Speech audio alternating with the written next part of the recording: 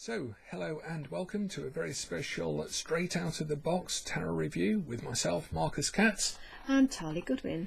We're the authors of Around the Tarot in 78 Days, Tarosophy, Secrets of the Waitsmith Tarot, The Magister, Learning Lenormand, After the Angel, Easy Lenormand.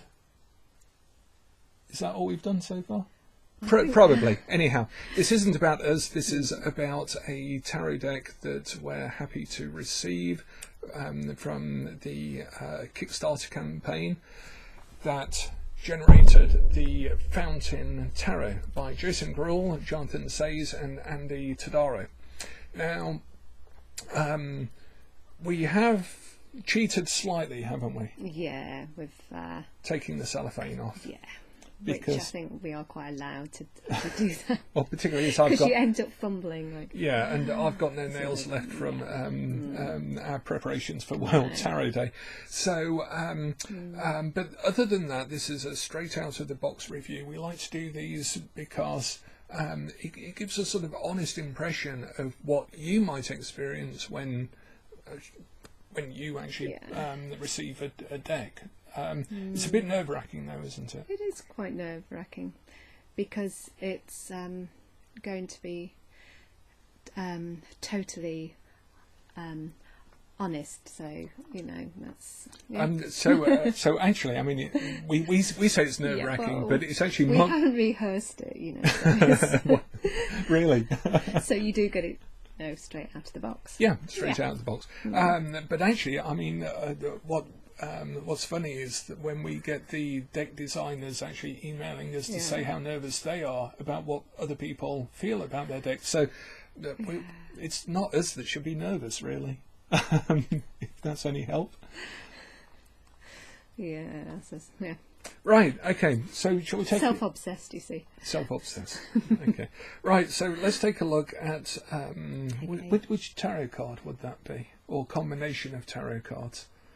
There's a pop quiz for you. We'll see if we can work that out. And the devil, I think, would be one of them, wouldn't it? The devil? Self-obsessed? Yeah, I guess so. And the star, just, keeping on going over the same old thing.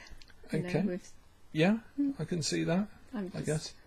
The Hermit, that has the star in the lantern. Anyhow, right, okay. Well, let's take a look, shall we? This is the Fountain Tarot, and it's got a nice, very solid silvery box, and you can see that wonderful F logo design. I believe the box was designed by Andy. And then on the back, usefully, is got images of the cards, so you can take a look at some of them before buying it, if you just had the box to choose from.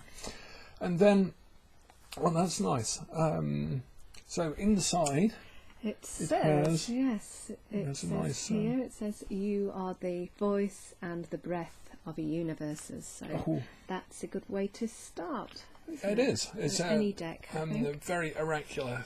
You are the voice and breath of universes. That's really neat, isn't it? Neat. And it reminds you every time you open it before you do your reading.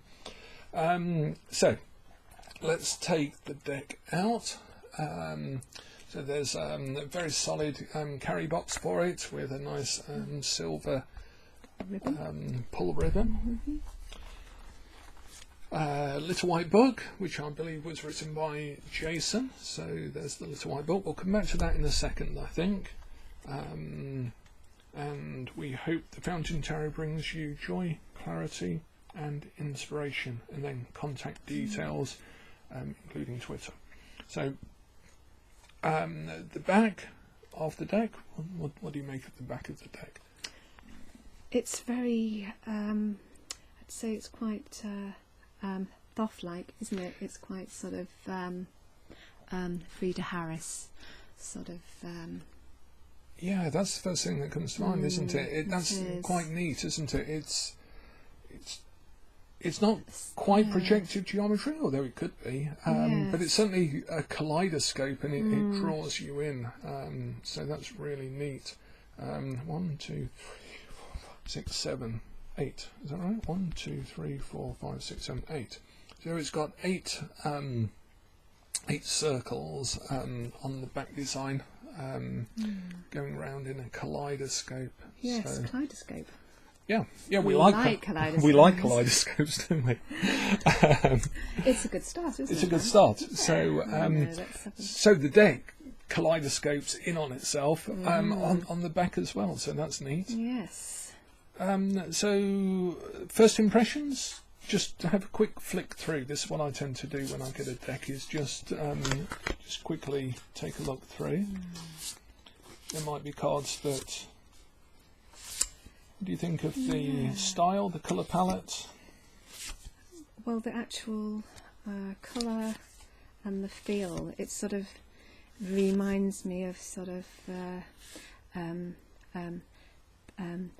prisms of light. Light and of course darkness. Very much sort of a feeling of the universe in all its sort of. I particularly. It's just like the Ace of Wands here. We're sure that's it's an very example. much like a sort of, like a lightsaber sort of, isn't it? It's sort of got a very strong galactic feel to it. There's definitely no doubt that that's your Ace of Wands right there. And I like what you're saying about the prism of light as well, because this is a again, it's like a prism, a triangular crystalline rod with the light sort of shining through it in different directions. So that's really nice. But what's that? See, I picked up on that as you were shuffling through. Yeah, it's sort of. Because that's not a tarot card. It's the fountain. I mean, I think it very much needs to be. I think it's very a tarot card. Yes. So we have a surprise in the deck, a fountain card with the infinity symbol next to it, and just look at the light. But that's why it drew my attention, is because it's like the counter opposite of the Ace of Wands there. So you've got an extra card, a bonus card in the deck, which is the fountain. So I wonder if that compares to the Fool card. And we'll probably have to refer to the little white book to work out about the fountain. Yeah. So we'll come back to that in a second. You want to find the Fool card or anything else that catches your attention? Let's find the mystery of the fountain. Fountain.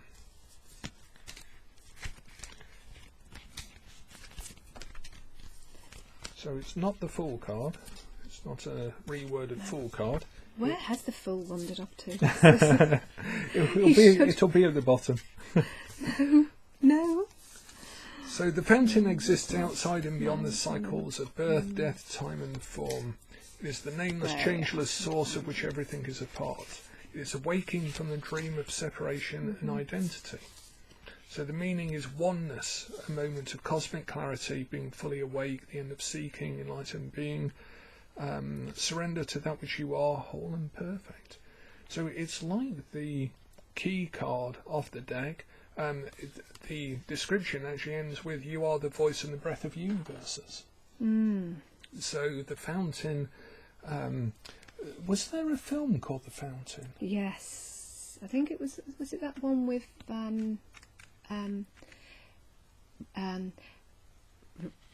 Rachel Weisz, and Hugh Jackman. Yeah, Hugh Jackman, and that it sort of had a big theme about the Kabbalah and the sort of tree of life. Yes, as far as I remember, my.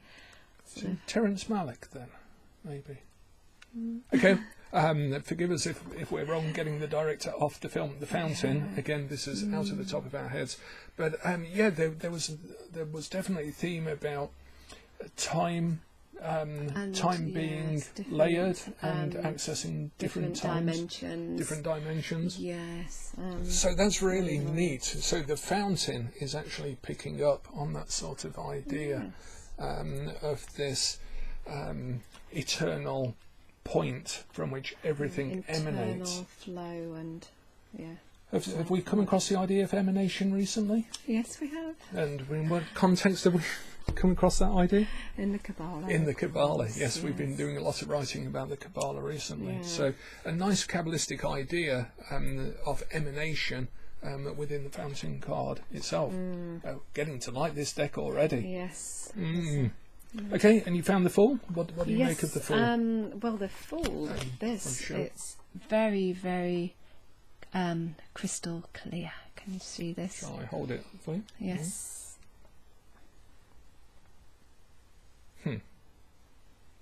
Yeah? Mm-hmm. And the Fool is bounding. It's nice because the Fool is actually trailing his own colours, even from his skin. It's like he's actually transcending his own form and his own colours. It's like he's leaving his colours behind, heading into light. So that's a really neat idea. And the way it's visually shown, you can see that the Fool is actually leaving his own colours behind, his own form behind. Yeah, because he is almost becoming one with the environment, isn't he? He's becoming part of the crystal light. Yeah. He is all light. He actually comes from light and he goes back to light. So beautiful. It's very beautiful. Okay, so we're only we've only selected a few cards out, and we're already I'm already falling in love with this deck. I don't know about you. So we've got the Fountain, the Ace of Wands, and the Fool. My goodness, this one here actually. I'm quite impressed with the King of Swords. That's quite a. I've never heard you say that before. There we are. It's the King of Swords, to hold it? and yes, I think so. So what impresses you about that? Again, it's sort of it manages to capture light, but it also captures this sort of different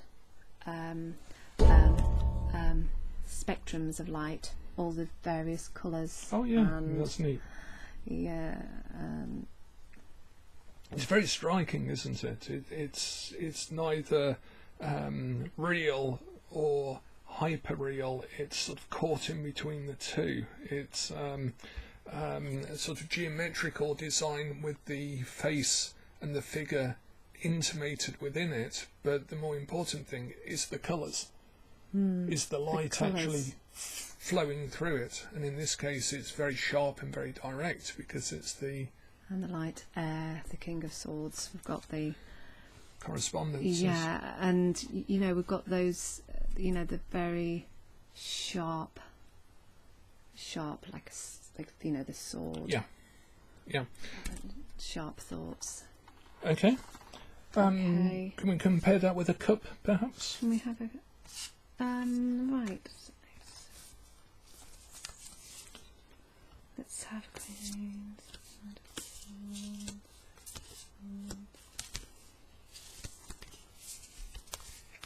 You see it? Grab a cup. Any cup. Let's have a 5 of cups. Oh, no. I've got to go for this one. This reminds me of Burne Jones, doesn't it? That reminds me of the Pentacles. The Two of Pentacles. The Two of Pentacles. Yeah, the flower book. The flower book. Because those were designed in circles, weren't they? That's incredible, actually. I love that. Ah, you find a favourite. So that's the 6 of Cups. Yes, the 6 of Cups. Yeah, it's beautiful, isn't it? And the colours as well compare and contrast. So the 6 of Cups is very... the cups is sort of round and flowing, and the swords are very stark and geometric. So you get... Yeah, quite a contrast, with the sentiment of the 6 of Cups. The cards, just by the way, if I drop one on the floor there, are very solid. They're not too shiny, so they're not very glossy. They're quite matte, but that really does work for the actual designs and the colour on them. Probably if they were quite glossy, you get a lot of light reflecting off them, just uniformly, so you wouldn't actually get the differences of shading and light that are obviously so important in this deck. So I really love this. Okay, you've fallen in love with I'm one card out one of the entire card. deck. And this also reminds me of Pamela Coleman's Smith's The Wave, actually. Oh yes, You can see yeah. this. That way. Brilliant. Okay. So this is a deck for those who love design, those who love a simpler but more profound and direct use of the elements of light and colours to show the cards. I can imagine it could be quite a collector's deck. A collector's deck as well. We have the magician there. The people look real, but in unreal situations where the actual energy of the card is shown by, again, some transformation of the light. So, and the coloration. So if we have the Empress there, it's a beautiful card with wonderful coloration to it. Yes. Right, now, instead of stalling, we're going to have to come up with a method or a spread for the fountain deck. So, what do you think of the throne of the King of Cups?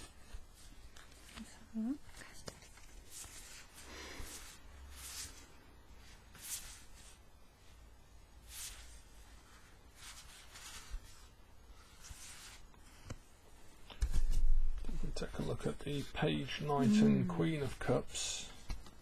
You can see how the court cards work as a family, with the sort of younger figure, the sort of intermediate adolescent figure, and then the more mature figure, with the Queen all doing their different roles. So the Page is actually has got the cup on a box. The Knight of Cups has got the cup on his head, and the Queen of Cups is actually almost immersed within the cup and the element itself. So it's showing that progression. Obviously, a lot of design, conceptual design, has really gone into this. A lot more than perhaps we've even seen just on first glance. The Two of Cups here. That's quite. Quite a card. Quite a card. Quite a card. So, looks a bit darker than I would be expecting for the usual sort of depiction of the Two of Cups. But it focuses your attention on the cups. I mean, the cups are both being raised up. Oh, that's nice. Look. See her hand here. With the other woman, she's sort of holding her. There's perhaps an older and slightly younger mother-daughter, maybe. But that's really neat. It's taking the Two of Cups to a more slightly different sentiment than the usual meeting of two people. Let's see if we can find something in the book about that. Because for the Two of Cups, because sometimes with cards, with a new deck, the little white book is almost essential to get something out of the deck itself. Yeah, it's sort of talks of a powerful connection between two energies. It's maybe between potential lovers, between friends, strangers, or between a person and an experience.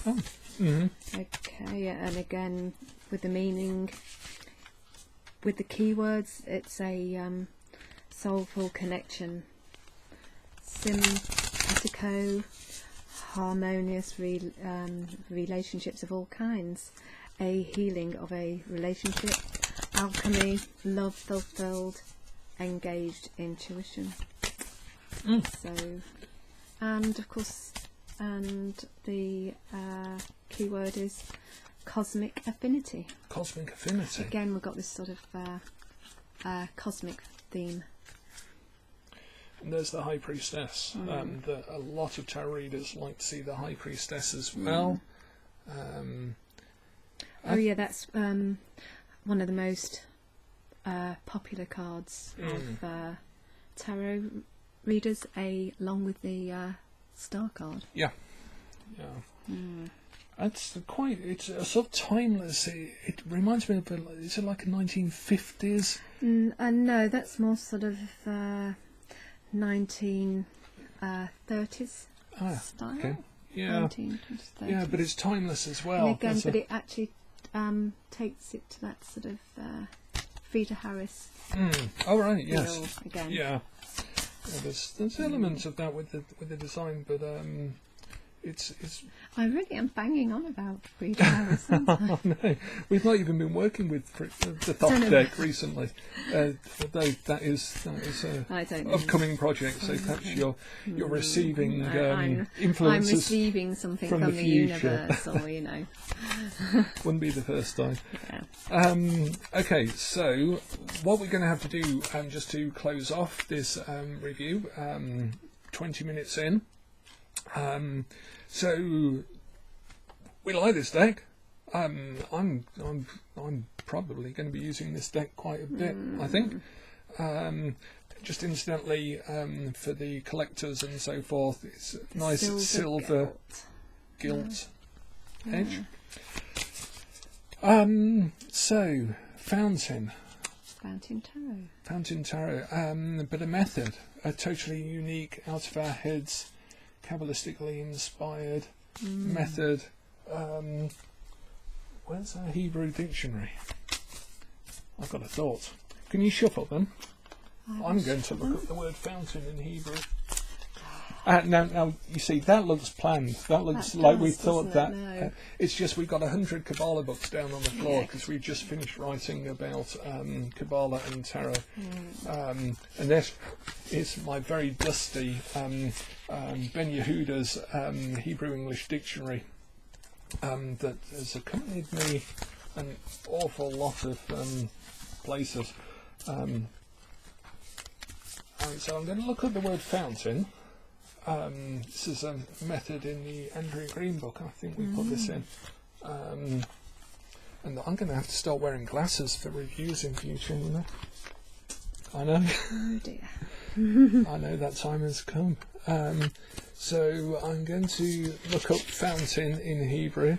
There'll be fluent Hebrew speakers really being frustrated now, yelling the word for fountain at the screen. Fountain, where are we? And I'm not even going to pronounce it. Fountain, there we go.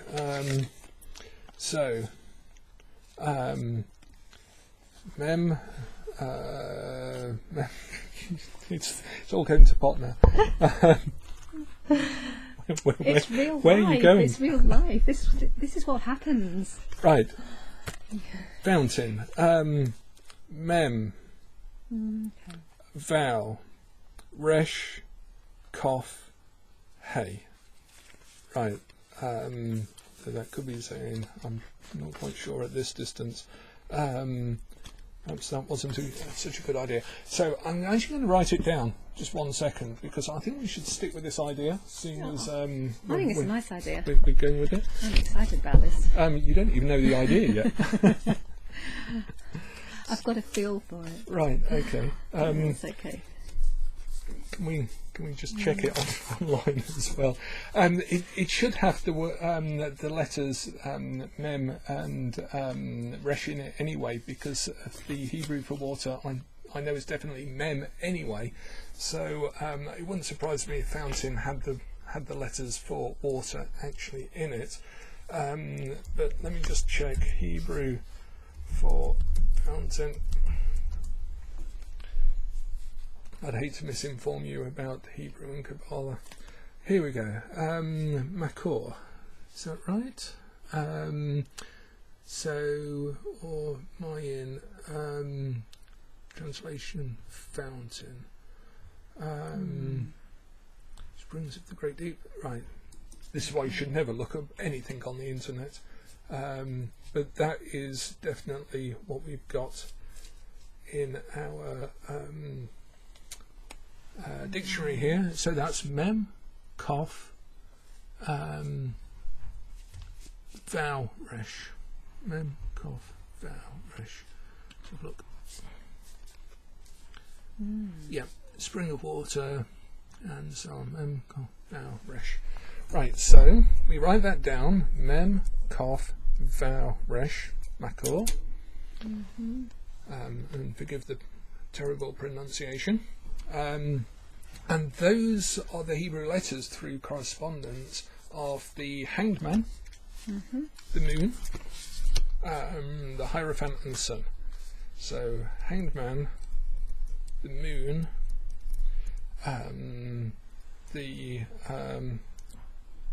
what did I say? The Hierophant, sorry. Let's get those two confused, the Hierophant and the sun. Interesting. Right, so if you followed the logic so far, the fountain in Hebrew is a Hebrew word composed of the letters mem, kof, vav, and resh. And this would be pretty standard for Kabbalistic analysis.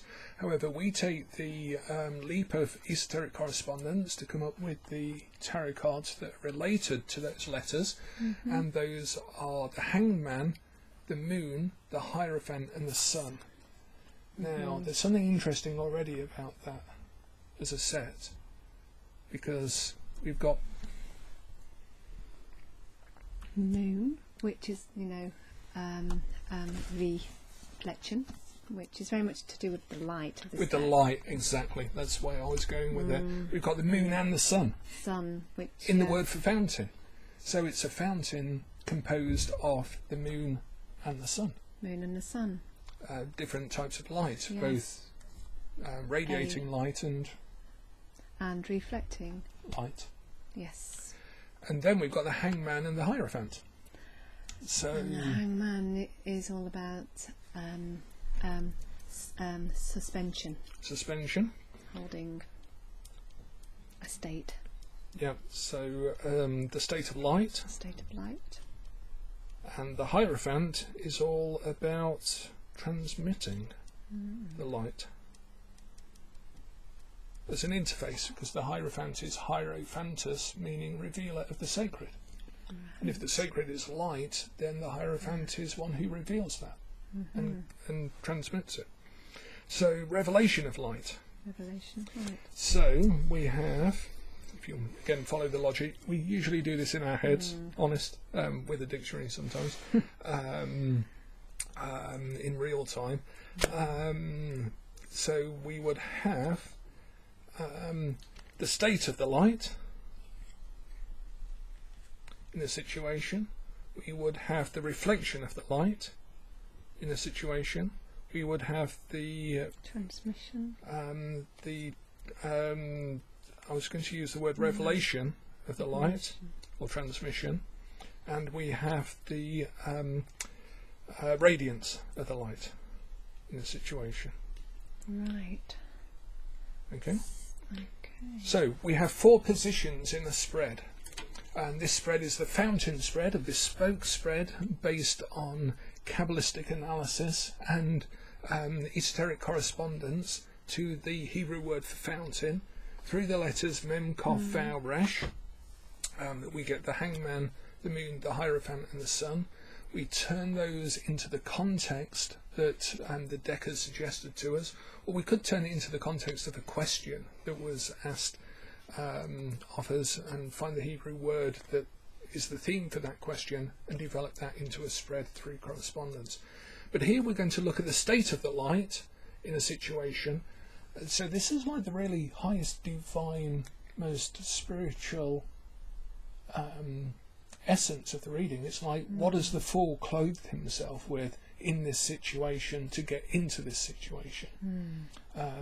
So it's really, how is the divine, how is the light prisoned, reflecting, radiating, transmitting in a situation? Yeah, we like this. So this is the fountain spread, and we're going to use the fountain deck to do it. I wondered what you dropped. You dropped the booklet. Okay, so shall we do this for a real question? Come on, why not? Okay, so have we got a question? Okay, let's ask the question of tarot itself. It's World Tarot Day, May the 25th. So, with tarot as a subject in the world at the moment, what is the state of it in terms of its light? What is it reflecting? What is revealed by it, and how should it radiate? Okay. Right, pick a card. Any card. Have you been shuffling them? Okay. So the state of the light. The state of the light. I should never ask this of Tali because she does it properly. They're a bit sticky because they're new.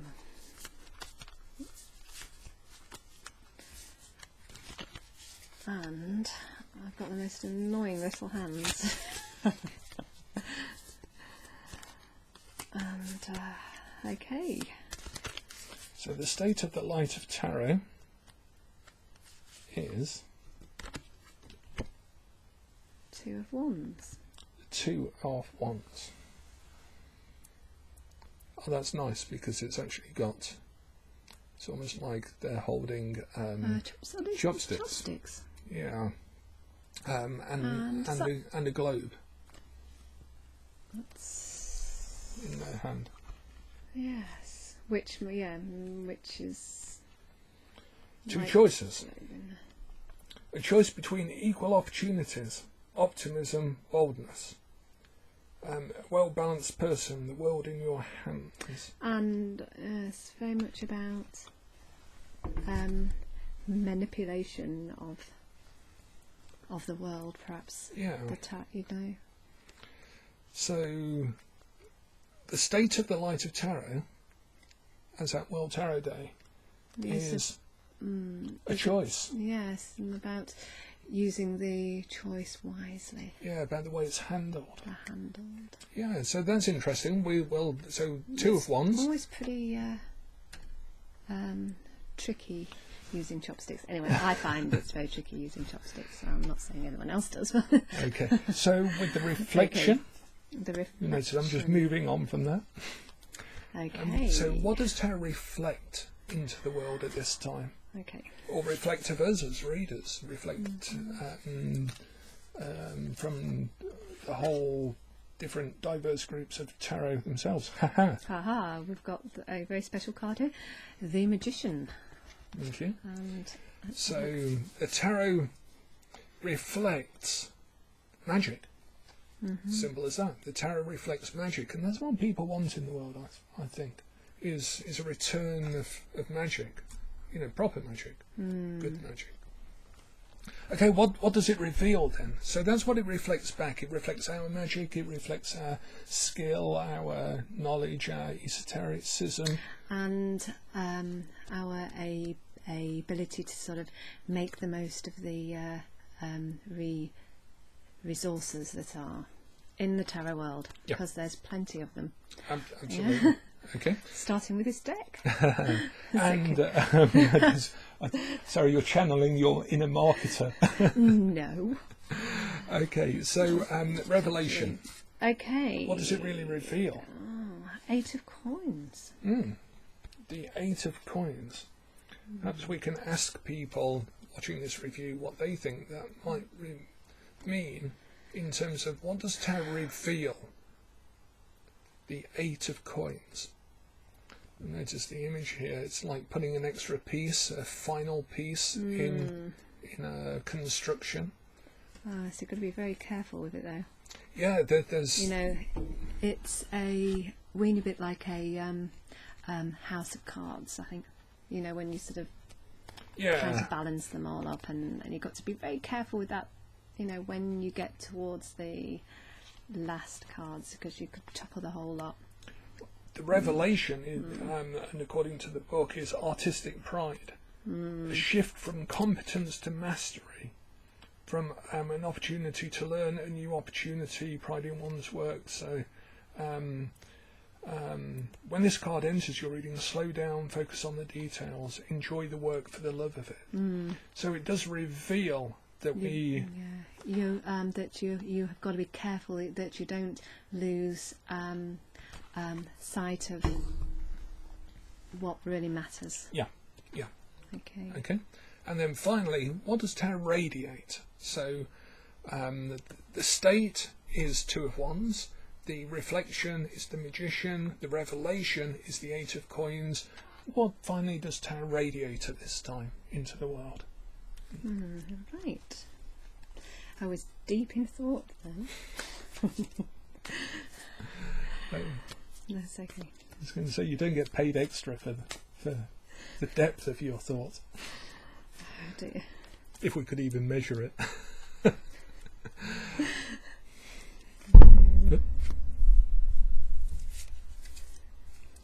Yeah, this is where it becomes very evident that none of this was rehearsed. Which is what makes it straight out of the box. It's totally natural. Yeah, incidentally, Jason, we love. Well, I love your deck, and I'm going to be taking it to Denver with me. I'm absolutely sure of that, and using it for readings. I've got it. Right. So this is what it radiates. It's the 5 of Coins. The 5 of Coins. Well, that's interesting because it does radiate through the card. And again we've got the light, like the stained glass window, just reminding me of the Waitsmith. So it radiates the 5 of Coins, which might seem a sort of counterintuitive thing to have as something being radiating. But let's take a look. Precious misfortune. Because in misfortune we can always find something that we can learn from. We can take something from it. It's not always a negative thing. From a place of quiet, you can reassess what is truly important, learn what the moment is teaching you, and determine what resources are actually at your disposal. Yeah. So tarot can radiate the hope that we have in any situation, and that's what it shines upon us, even in the darkest of situations. So there's a fountain method, a fountain spread for the Fountain Tarot by Jason, Jonathan and Andy. We hope you've enjoyed this little quick tour through it. Usually we do these straight out of the boxes, straight out of the box. Well, in fact, we always do them straight out of the box.